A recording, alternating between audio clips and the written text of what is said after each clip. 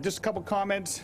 First of all, as the Senate Majority Leader of the Republican Caucus, I'm very excited that for the 20th consecutive election cycle, 40 years, the people of Pennsylvania have returned a majority of Republicans to the state Senate.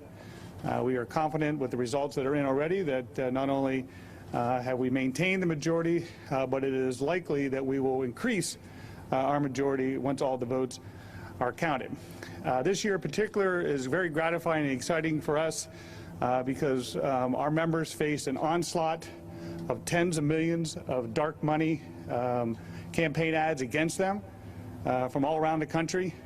And despite that, we leaned on the people of Pennsylvania, and the people of Pennsylvania rewarded our incumbents, and I believe will reward a couple of our challengers to come here to the state Senate and do the people's business. So we're very excited about the state Senate results. I think if many people would have asked us back in August or May or August or September, would not have been thinking that we could come back with an increase for our majority. But people of Pennsylvania rewarded us once again, so we're very humbled and excited by the results of last night's state Senate races, particularly here locally with Senator John DeSanto and Senator Scott Martin, who really were in the brunt of the storm of the dark money that came into Pennsylvania, and both did extremely well. So we're very gratified by those results. I will turn quickly here to Secretary Boockvar.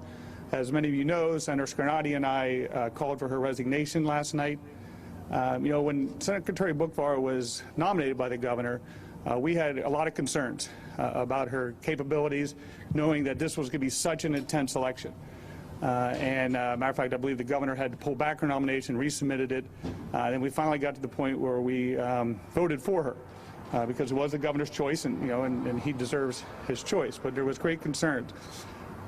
I had no idea. I was concerned about competency. I had no idea of the partisanship that we would see out of this department. I served with Ed Rendell for 8 years, a former chairman of the Democrat National Committee, and he never approached weaponizing the Department of State during an election cycle as this department has done. To send out guidance at 10:30 at night on the eve of the election, on an issue that had been discussed and talked about for 6 months, so it wasn't anything new, the issue of naked ballots. To send out new guidance at 10:30 at night on the eve of the election is because clearly the secretary was concerned about the results that were coming, and she needed to tip the scale in a different direction. It is not up to the Secretary of State to decide which laws to enforce and which laws not to enforce. We believe that every legal vote should count, and we need to take our time, be patient, and all these votes will be counted.